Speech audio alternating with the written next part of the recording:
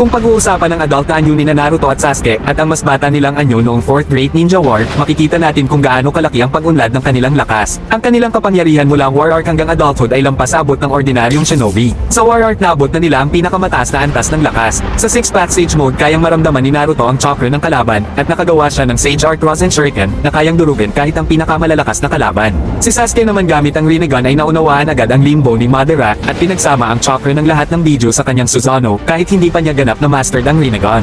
Pagdating sa adulthood lalo silang lumakas. Sa edad na 19, tinalo ni Naruto si Toneri nang hindi gumagamit ng 6 paths power. Kahit humihina, nakipagsabayan siya kay Momoshiki sa taijutsu at tumulong sa huling atake gamit ang buong lakas ni Kurama. Si adult Sasuke, kahit kulang ng isang braso at kapos sa chakra, ay nawasak ang isang meteor at nakipagsabayan kay Momoshiki sa close combat. Kaya kahit wala na ang ilan sa special na kapangyarihan tulad ng truth-seeking orbs at kulang si Sasuke ng isang braso, hindi pa rin ito malaking hadlang para sa kanilang lakas at kakayahang makipagsabayan sa malalakas na kalaban.